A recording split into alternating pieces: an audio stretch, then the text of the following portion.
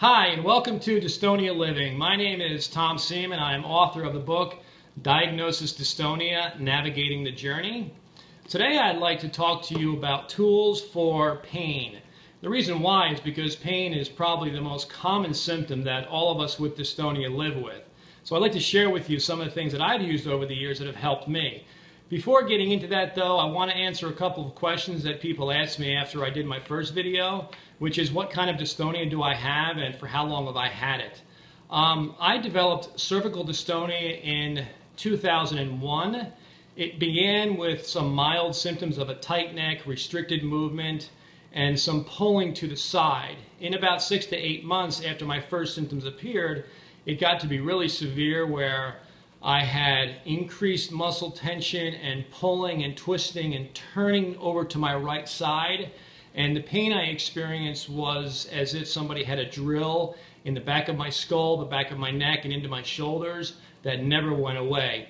The pain was also similar to what you experience at the moment you have an injury, whether it be a twisted ankle or a stub toe or a jammed finger, a paper cut, anything that causes an instant traumatic pain. That's the pain that I experienced 24 hours a day non-stop. And so that's similar to what I'm sure a lot of you experience as well. So let me insert a couple of photographs that might illustrate a little bit better what my symptoms used to look like.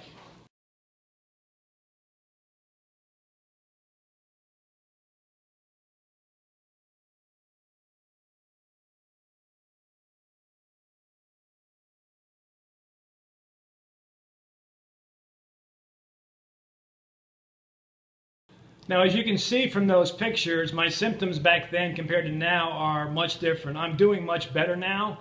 However, I still experience spasms and pain and need to utilize some of the tools I'm going to show you today. The first one that I use, which I'm sure most of us do, is simply ice. Ice for me is very helpful for inflammation, pain, but also for when I'm having increased spasms. This is just your general Flex Gel ice pack that you can reuse. I also like to use an ice product that's made by a company called Core Products. They actually make different ice packs for different parts of the body. The one I use is designed for the upper back and the neck, and this is how it is shaped. I don't know the name of it, but this is what it looks like. You can go to their website, which I believe is coreproducts.com, and look at their assortment of products, and you can see what you might find that would be helpful for you. I like to also use Aromatherapy heat packs, and the ones I use are made by a company called Body Sense, which is spelled B-O-D-Y-S-E-N-S-E, and these packs are filled with rice and different spices, so when you heat them up in the microwave and put them on your body, it creates this really nice moist heat which penetrates into the muscles. This one is called a neck ease, and you just simply place it over your head, on your shoulders, and just let it do its work.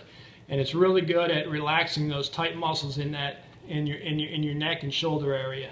The other product they make is called a trap pack, and it's shaped just like your trapezius muscle, hence the name. And I like to lay on top of this on the floor, on the couch, or in bed, and it really helps to relax the tension that I experience in my back. I also use trigger point tools. I use a handheld trigger point tool. This one is one of millions that are out there. This one is called a Bodo, and it's good for working on your shoulder, working on your neck, your upper back that you can reach with your hand. For spots that you can't reach, you can use something called a shepherd's crook. And this is a metal hook with rubber on the ends, and I simply use it by placing it on spots in my back that are causing me some trouble, where I have pain, spasms, and by putting pressure on it helps to relieve all that tension. An interesting thing about this is I actually will sometimes just lay it across my shoulder, and this somehow serves as a sensory trick which helps me with my balance and also offset some of the spasms that I feel in my neck. So this is one of my favorite things to use. You may see similar products out there that have handles that come off the sides of them. They're all pretty much the same, so use whatever it is that you think is best for you. The other thing that you can use for trigger points is to just simply take a sock and stick a tennis ball in there, throw it over your shoulder, and lean against a chair or a wall and just work that trouble spot that you have. This is one of the easiest ways to do it and probably the least expensive. So the important thing to remember when using any kind of trigger point tool is to make sure that you stay on the muscle. You don't want to put any pressure on your spine or on your bones. You can cause damage by doing that. So just be really careful with the trigger point tools that you're using. I also like to use a massage machine called a kneading fingers machine. That's spelled K-N-E-A-D-I-N-G, fingers. And what it has are two rotating balls. They're hard plastic balls, and they rotate in whichever direction you prefer. And it's designed so that you can work from the top of your neck all the way down to your low back. And this is really good for reducing pain and relaxing those tight muscles and improving circulation. I also at times like to lay on what's called a Mat.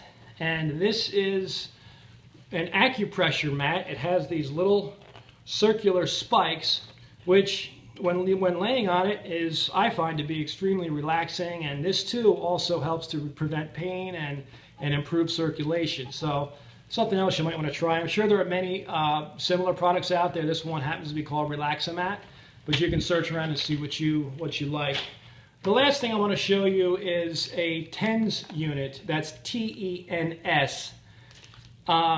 It is an electrical stimulation unit. You take these patches, and they're sticky, and you can put them on whatever part of your body that you would like, attach it to this battery-operated machine, and it sends an electrical signal to the patches. And the theory behind it is supposed to help block pain signals and also increase the brain's production of endorphins.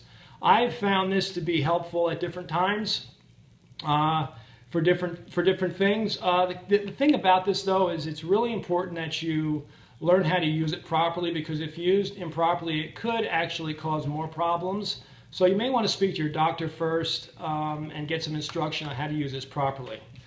The last thing I want to talk to you about, I don't have an example or sample of, is Epsom salts. Epsom salts are basically magnesium sulfate, and what you do is you sprinkle them in a hot bath and you simply soak in it. And what that does is it helps to remove some of the toxins from the muscles, helps to relieve the pain. It also helps to calm down the mind. So when my symptoms were really bad, I used to actually take an Epsom salt bath right before bedtime. It helped me to calm everything down, and it made me go to sleep much easier. So give that a try and see if that helps.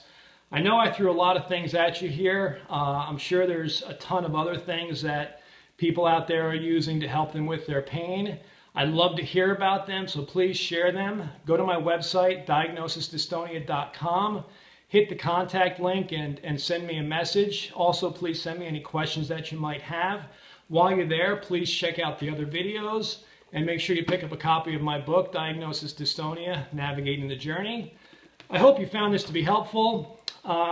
Please take good care of yourselves, and I look forward to seeing you again soon.